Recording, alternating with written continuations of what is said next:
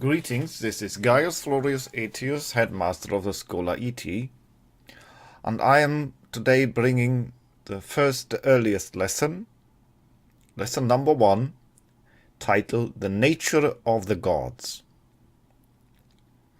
Trying to discern the nature of the gods is a difficult topic, but I assume any cosmology that contains a religious perspective has to face the question, how do we view the nature and role of the gods?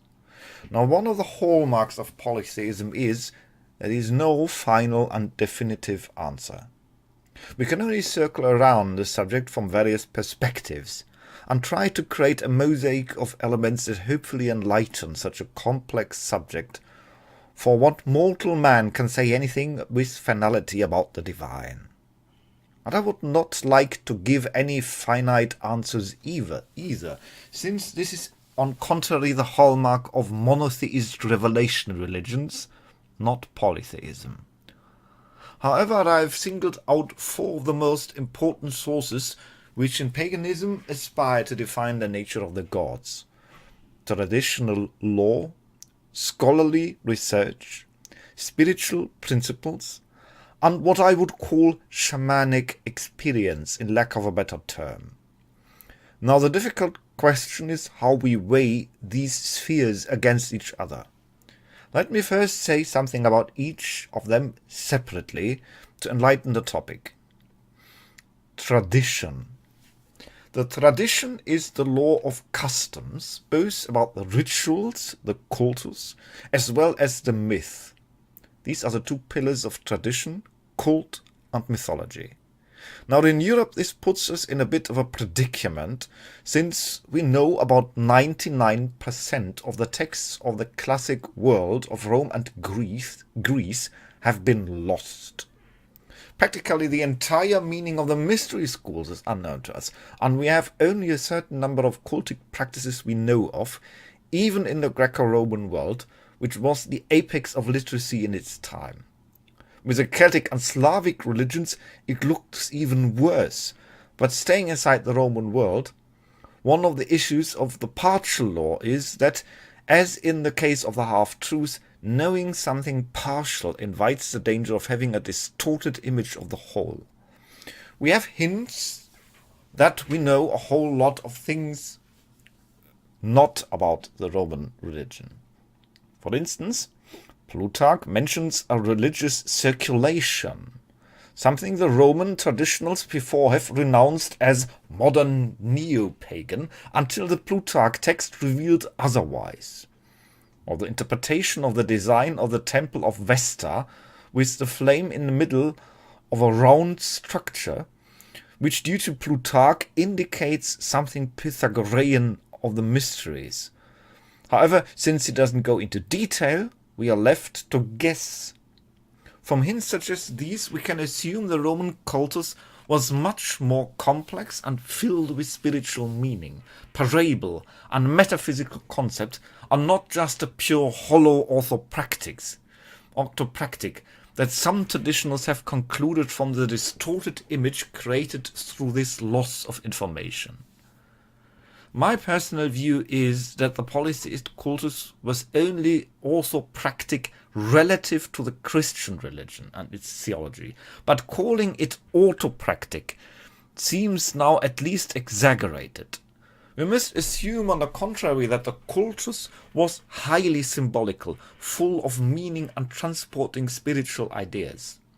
How far the general masses knew these meanings is a completely different thing, and without a church having a centralized control, of course the Roman cultus deorum has a fluidity and diversity within it, which is one of the hallmarks and strengths of polytheism. But that does not mean the cultus and its formalities were devoid of meaning. Pagan tradition is a bit like a ruin which we rebuild, like the remains of the ancient temples, where some columns still stand, and we are now in the process of restoring the temples, both literally and figuratively. Of course, we will do it faithfully and authentic, but there is a certain loss of information, and we have to fill these gaps somehow. But also, religion is a living thing, and the conditions of life in our time differs from those in the classic era. And that begs the question where and to what degree tradition must evolve. It is said tradition is not the adoration of the ashes, but the kindling of the fire. And it seems to me the healthiest approach to the question. In terms of mythology, the situation is strangely even more complicated. For the longest time, the Roman religion was, and still is, overshadowed by the flashy and wondrous tales of the Greeks. Mostly the views of the gods coming from Homer and Hesiod. The Romans, on the other hand, were quite unmythological or even anti-mythological pragmatists. Already Socrates in Plato's The Republic criticized the depiction of the gods in Homer and Hesiod, overly humanizing them. The contrast is in the original human Roman cultus from the times of King Numa, where, as Plutarch notes, the Romans did not have any images of the gods, arguing that the gods are so large and complex that depicting them as humans would limit and lower them. I agree here, at least in general, with the Platonic view that the gods must be personified ideas. And that is why I, like many Romans, reject the wild tales of the Greeks as mostly nice entertainment, maybe as a parable, but surely not as a religious source. It is a problem in our time where, through the lens of Christian thinking, many pagans treat the stories and myth of the gods as the same status as a holy book or a revelation, and nothing could be further from the truth. The myth and legends of the gods of the polytheist era were nothing like a Bible at all. They were first and foremost entertainment. Maybe some elements of these stories contain parables which can be interpreted if one takes them not face value. But here too, half knowledge can be more dangerous than knowing nothing of the matter at all. That is why I, despite holding tradition in the highest esteem, argue for an open-minded skepticism, that we cannot take tradition as the only source of how to view the gods. So then, what other sources do we have? Second, scholarly research. This is where modern science enters, and we began to research and compare to see what was behind the surface of a tradition. What can we assume might have been between the gaps of what we yet know? Of course, this is less a certain pathway, and that is why some prefer the simple and clear answers of traditional law alone. But to me it seems like one would forever prefer the ruins of the temple over the restored temple. Of course, such research leads to different views, and here too lies difficulty in the fact that 1,500 years of Christianity may have distorted the lens through which we look. I have a good number of books about the Roman religion written by historians whose views were more or less biased, coming themselves from a Christian background. Even pagan authors often unconsciously seem to be under the influence of the Galilean thinking, while others try to emancipate themselves by purposefully going to the opposite of everything Christianity stands for. All these are reasons to be skeptical and to keep an open mind and not fall too quickly to one or another view.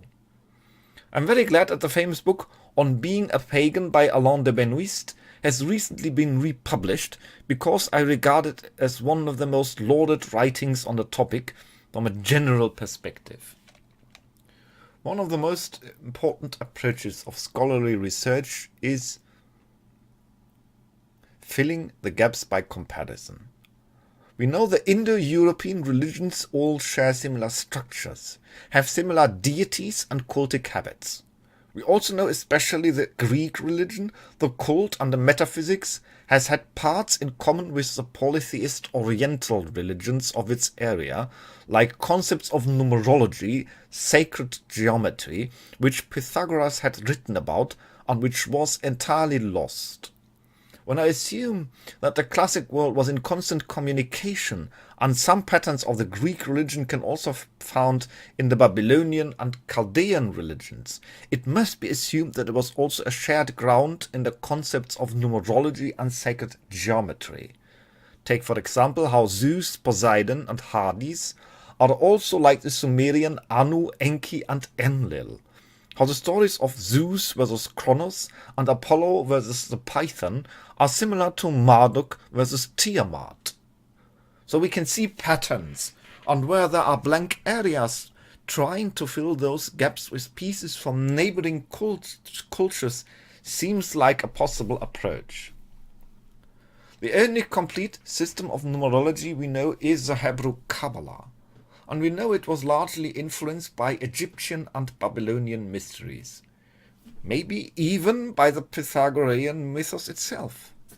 We can be quite certain all surrounding cultures had similar systems of cosmology, so when I present my cosmic tree at a time later on, everyone educated in the Kabbalah will immediately see some similarities, and I base my doing largely on this theory that there was one great concept of geometries, sacred numbers, sacred colors, and all such things.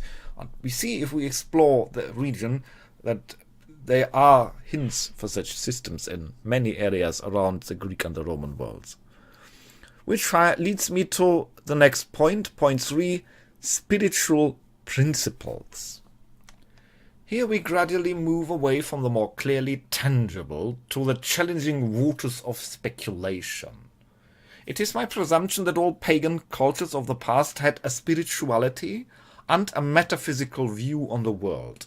Maybe not for everyone, as there surely was regular cultor who just participated in the public cult and then went back to his personal business, his life, and that is entirely okay.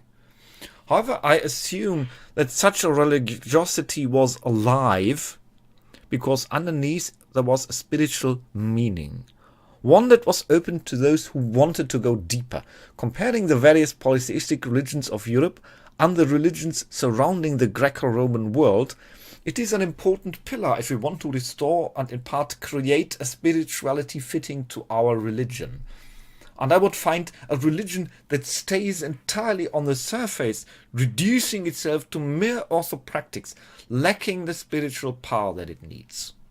Now, of course, such a thing must be done very carefully, for some views of other polytheistic religions are clearly incompatible with the Roman religion, like, for example, a strong superstitio, a zeal for purity, atonement, and salvation, that already are the hallmark of both Egyptian and the Babylonian religion. European paganism has no such elements, or not largely developed, and this is where the native, Oriental, and Occidental religions profoundly differ.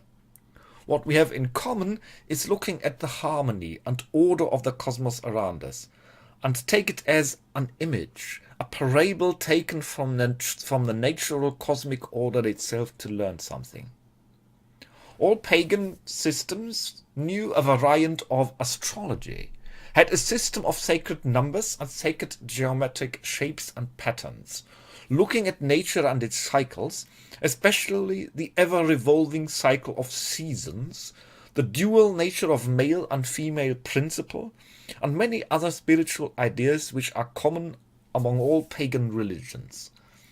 From there, a prudent and careful path to restore and create anew is, I think, feasible. Since we lost the meaning of the mystery schools, for example, we can just create new mystery schools and new initiatory systems based on what we generally know have existed among European pagan traditions and some beyond Europe.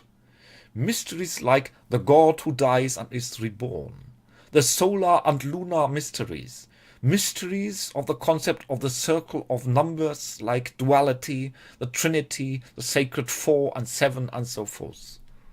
Of these basic and widespread ideas, we know at least so much that it is possible to create interpretations of systems of metaphysical views which bring us on track. How far these are similar to the original view is something we may be never able to tell. Of course, the line between inventing a fictitious religion and reanimating paganism is often thin and tricky. But I argue that it is not only possible, but necessary. The main reason being is that people today are much more spiritually oriented than people in the past, generally speaking. And more so, those who seek today a pagan religion will likely be drawn to spiritual developments of sorts. Part 4. Shamanic experience. Experience is the fourth pillar how to view the gods, the direct approach. I use the term shamanic here loosely and as a sort of placeholder for all kinds of religious experience, where one experiences a direct connection to the divine, be it through trance, spontaneous experience, or trained mental exercise. Spontaneous, rare enough, itself is self-explanatory, but it mostly happens to people who dedicate their life to strong religious rigor and follow a spiritual pathway, dedicating their life or the span of their life to one or several gods. If that is practiced with dedication, gods sometimes speak to these people, or other times give a certain feeling, like giving a direction, or sending signs and omens. Training mental exercise can be anything from meditating regularly to devoting regular prayer, or any assortment of spiritual training, and it can lead to single events or generally a presence of a god or the gods guiding that person. The most striking is the experience in some sort of trance. Going into that trance-like state has been part of paganism since the oldest day. Ideally, it is accompanied by a regular training and a personal devotion to a god, or a few personal gods which one might feel connected to. Sometimes it is also the other way around, that the gods seek out an individual and the person then takes it on himself to pursue a closer familiarity with that deity. Trances are induced in many different ways, and I shall not go into the technicality of it here. Of course, as with any other way, we need to be alert and careful, not to be dragged away by wishful thinking. Ideally, one follows an orderly spiritual training. Trances or shamanistic altered states of mind open the mind to be in contact with a god. It can be that you feel the presence of a god, see him vaguely, have any sort of visual or audio experience, or sometimes spoken words. My research of many decades has revealed that all serious practitioners have remarkable similar experiences with the same god, so that any god that apparently has an apparently distinct character, and while each human being will experience a god through personal lens, there are enough similarities that you can develop a feeling who is really on the right track. The gods. Now I have summed up the four sources whereupon to inquire the nature of the gods, speaking about the strength and limitation of each. I personally prefer a balanced approach of all four, since I am fortunate to have access to each of them. Any personal experience with the gods, both from myself and as well of studying the sources I found reliable and trustworthy, show that the gods are indeed individuals, with each having his or her own character. Some gods are chatty, some are more men of few words, some are more benevolent and caring, while others are more harsh. Some are easy to fetch, while others are lofty and distant. Of course, this hinges partially also due to your own nature. A nocturnal person, for example, may have difficulties to reach for Apollo or Sol, or maybe have a bit different experience than a very solar character seeking out these same gods. However, there is enough material to show that gods are indeed people, not merely abstract principles. They have preferences and whims, but one should not be misled to see them as humans with powers. Gods are also principles manifested as super large persons, so to speak. Soul is the principle of the sun, the light and some other ideas. But he is also a person. Gods are not above us because they are powerful, but they are powerful because they are above us. It is a common misconception that their power gives them their status. It is a misconception that the Greek myths have no small part setting into the world, and why I as Roman culture am skeptical with mythological stories, which I regard more as fancy entertainment for the people. Gods are entirely benevolent. They are the sources of only what is good, as Socrates, Plato, Plutarch and Cicero all agreed. They are the supreme good, the personifications of perfect and of good. But that does not mean that the works of the gods in our life must always be fun and party. Like a mentor, a god can do what on the surface appears unpleasant to you in the moment, like when a parent or a teacher does to a child, but it serves the good in the long run, even though you are at the moment maybe not able to see it. Here too I am of the view that we live more than one life, and both Plutarch and Cicero indicate that this was regarded in the classical era, and it was a view which became more widespread in the late classical era. It is the perspective that to me makes the most sense, that the soul is learning under the guidance of the gods through a long series of lives and reincarnations, not one life alone. For as our souls are immortal but moving from form to form until eventually we have learned all we learned, there is to learn, and we move on to one world to which we belong. The gods are beings of tremendous proportions. They choose to appear as human beings deliberately, and all my experience showed me they are much, much larger than this. The gods maintain the cosmos with all the numbers of galaxies and universes, with their endless numbers of stars and planets. But they have their face for us, their form for us, through which they reveal themselves. Like the Romans in the time of King Numa, I believe the gods are endlessly large. But I do accept they are humanized for the sake of their religious cultus, as they themselves choose to use these forms to communicate with us.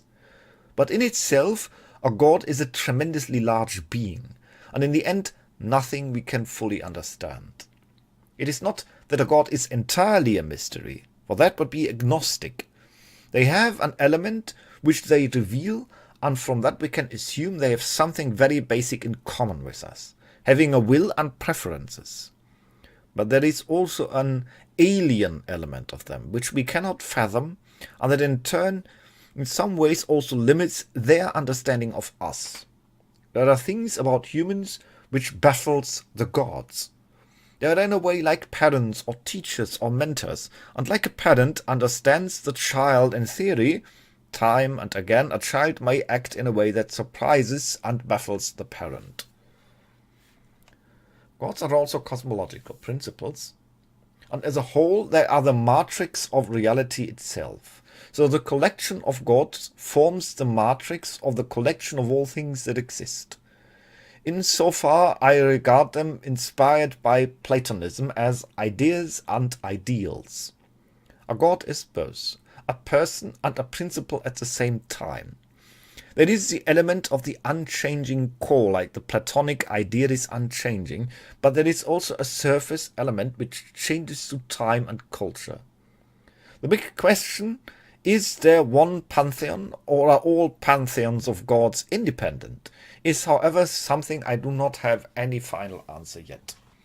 Like all polytheists, I assume the reality of all gods.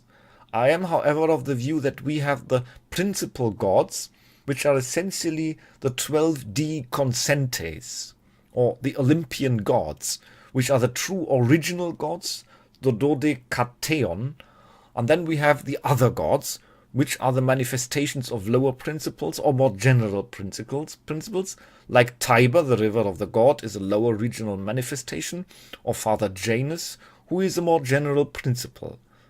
Other gods of other pantheons may be originally mighty ancestors who rose to local divinity and who were destined to rise to the status of an immortal god of a tribe.